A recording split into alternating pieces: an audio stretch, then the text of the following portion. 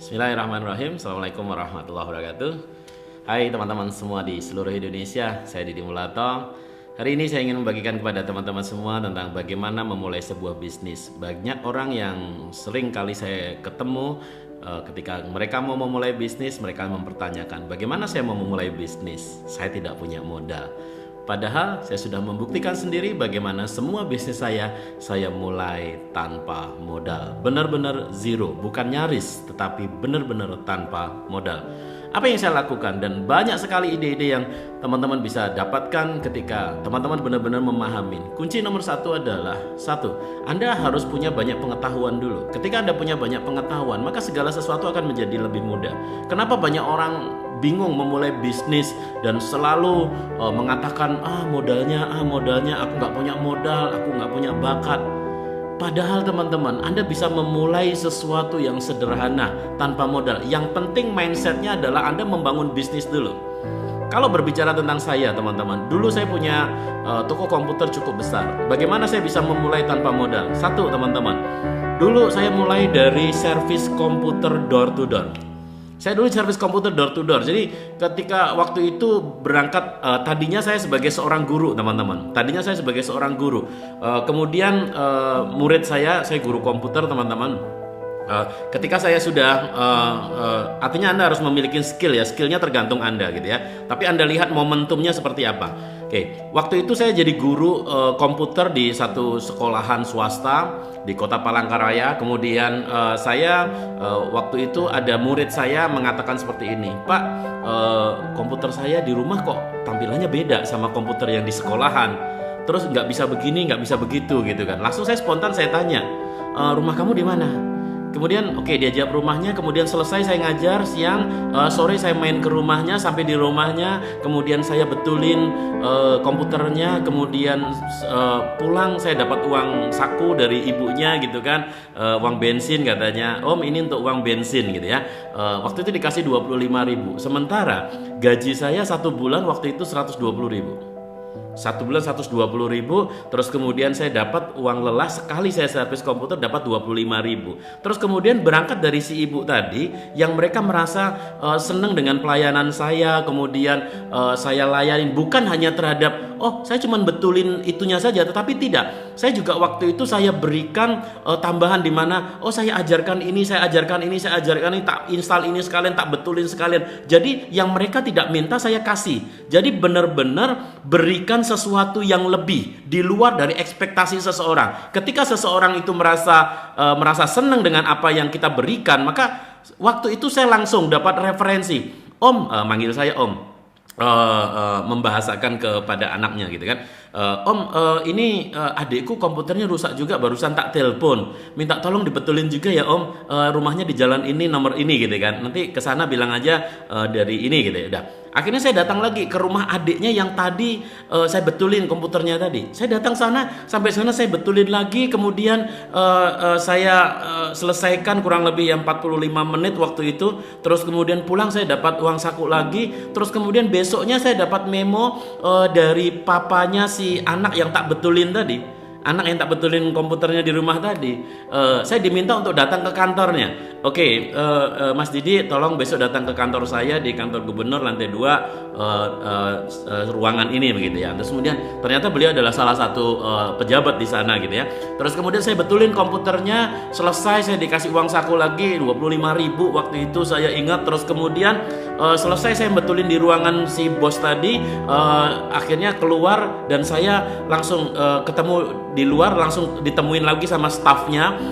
Mas, sekalian Mas, ini komputerku banyak virus juga, ini sering hang, sering error gitu kan.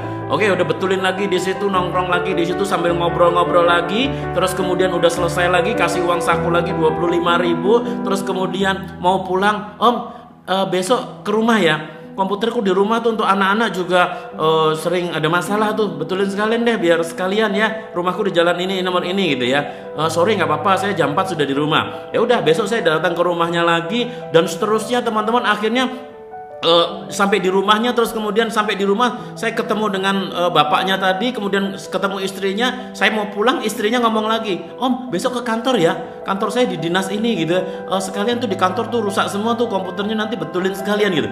dan akhirnya menggurita teman-teman. Akhirnya seluruh komputer di kantor gubernur, wali kota, di Kodim, di Polres, di Polda, di Polsek, ke seluruh dinas perindustrian, dinas koperasi, Universitas Palangkaraya waktu itu akhirnya sampai masuk ke Bank Muamalat, Bank Danamon, hampir semua perbankan waktu itu teman-teman.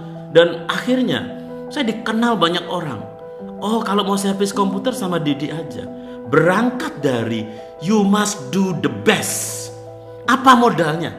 Modal saya adalah bagaimana memberikan kepuasan, bagaimana membuat orang merasa nyaman bersama kita.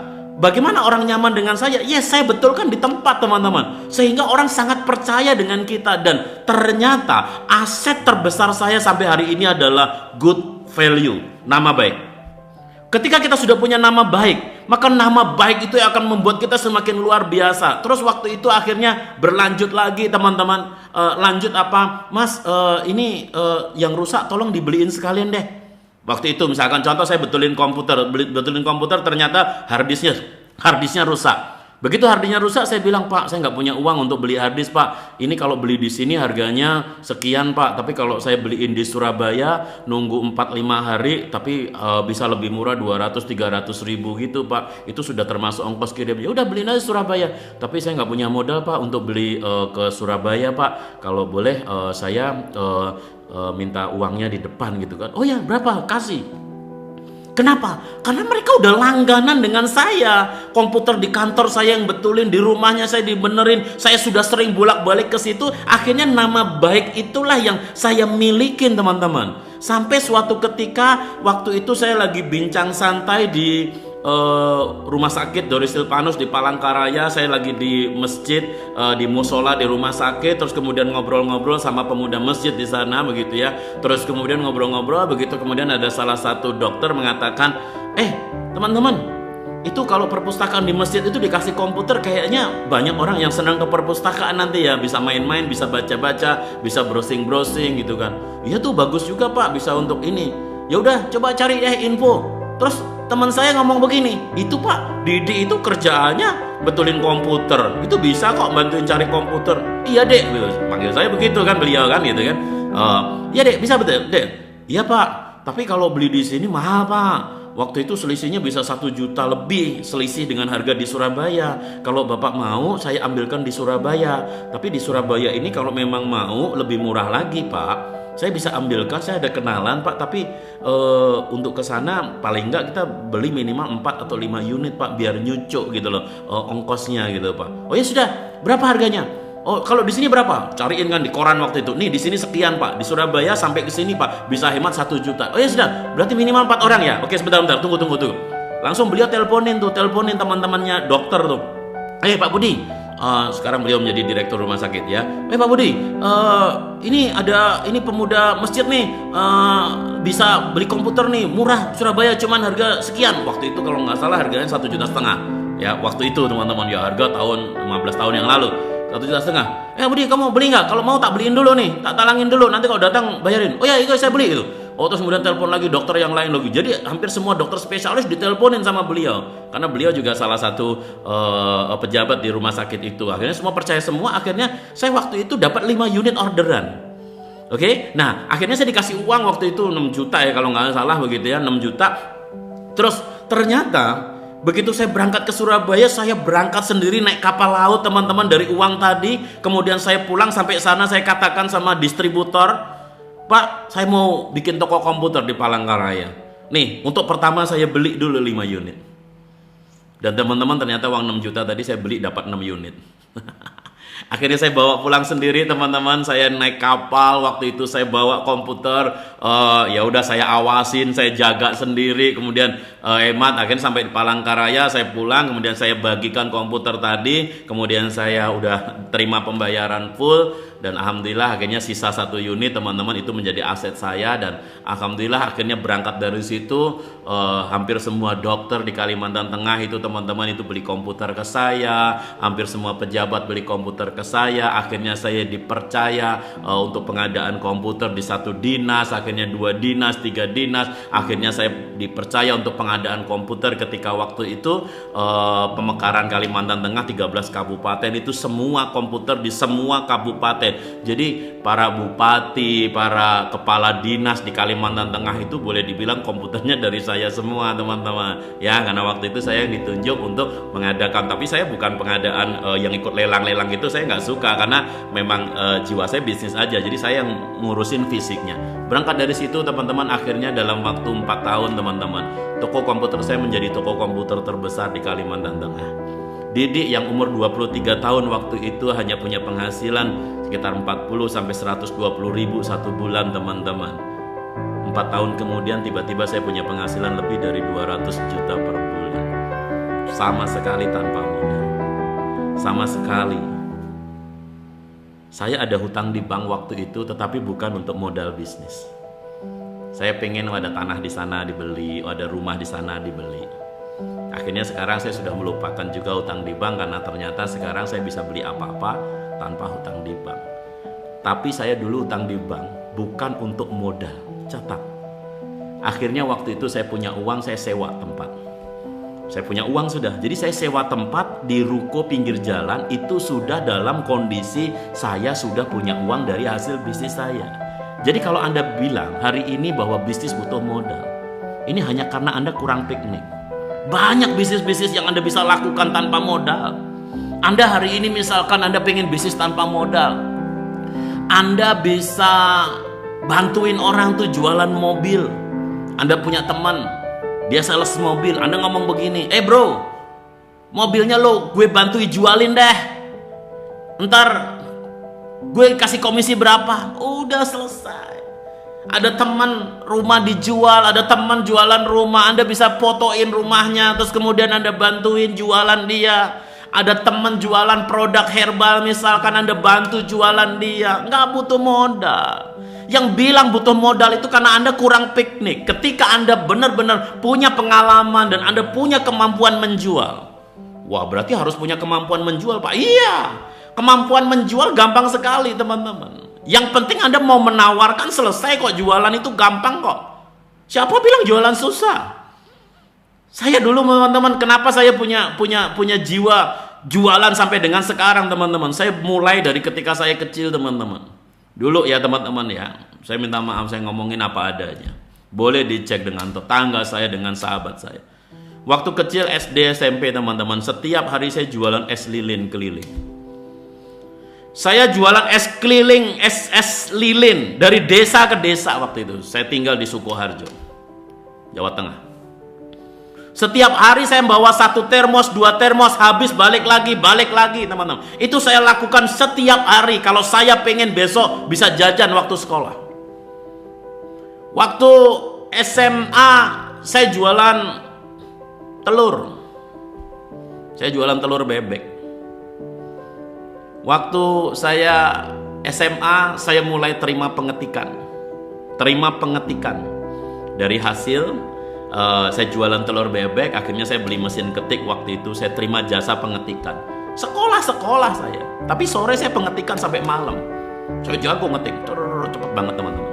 Satu laporan kerja praktek saya selesai 1 malam. 50 halaman, 80 halaman, 1 malam saya selesaikan. So buat teman-teman semua, mulai masa depan Anda dari cara berpikir Anda. Dan hari ini saya bisa punya perusahaan dengan cabang di seluruh kota, di seluruh Indonesia. Saya mengerjakan proyek nilainya bahkan triliun sekarang. Dan semua tanpa modal. Berangkat dari satu yang namanya good value. Berangkat dari nama baik. Ketika Anda sudah berjuang, Anda punya nilai baik di mata banyak orang. Anda dikenal sebagai orang yang baik. Anda dikenal sebagai orang yang jujur. Anda dikenal sebagai orang yang konsisten. Anda dikenal sebagai orang yang visioner. Ketika semua orang tahu bahwa itu adalah diri Anda, maka penawaran kerjasama, penawaran partnership dari banyak pihak akan datang dengan sendirinya. Saya baru kemarin, teman-teman, dapat penawaran untuk mengerjakan proyek nilainya triliunan, teman-teman. Nilainya triliun. Saya dikasih saham tanpa modal. Siapa bilang bisnis susah? Yang susah itu karena Anda kurang piknik. Bagaimana piknik otak? Piknik otak itu sering ikutin seminar, sering ikutin training, sering ikutin workshop, sering baca buku, sering dengerin video-video inspirasi. Bukan cuma nonton drama Korea doang. Bukan cuma ngabisin dari pagi sampai sore hanya update status untuk sesuatu yang sekedar main-main doang. Berapa persen waktu Anda untuk mendapatkan sesuatu dalam kehidupan Anda? Berapa banyak dari waktu Anda dalam 24 jam Anda habiskan untuk mengisi otak Anda supaya otak Anda sering piknik? Ketika otak Anda sering piknik, nggak ada ceritanya, teman-teman. Orang-orang yang sering piknik otak itu kemudian itu miskin, nggak ada ceritanya. Maka tugas teman-teman sekarang adalah benerin mindset dulu bahwa bisnis tidak butuh modal. Yang bikin butuh modal adalah gengsi Anda, malu Anda. Anda berpikir sekarang, waduh aku sarjana, mosok sarjana aku sekarang disuruh door to door, mosok sarjana aku suruh jualan bakpia, mosok sarjana saya. Teman-teman, waktu zaman kuliah saya ngambil sarjana S1 teknik informatika. Saya lulusan terbaik. Nilai praktikum A semua, nilai komputer saya A semua. Kalau sore teman-teman, saya jualan gula pasir. Waktu kuliah, Anda boleh tanya tuh saksi bisu di Jalan Gejayan, Yogyakarta.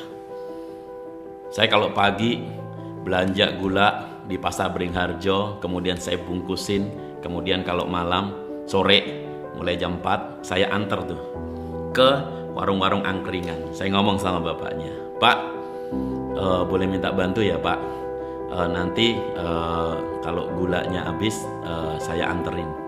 Jadi setiap hari saya nganterin gula ke situ. Harganya sama dengan dia beli, barangnya sama dengan dia beli. Bedanya kalau dia beli dia harus keluar, ini saya anterin. Udah, jadi setiap hari saya nganterin, Pak gulanya masih Pak. Oh ya Mas, kurang 3, oh kasih 3. Mas, gulanya habis Pak, Bu. Oh ya Mas, ini habis Mas. Oh ya kasih lagi. Dia butuhnya berapa? Saya cek, saya punya data. Oke, oh dia butuh 7 kilo, oh ini butuh 5 kilo, ini butuh 3 kilo. Saya kasih segitu.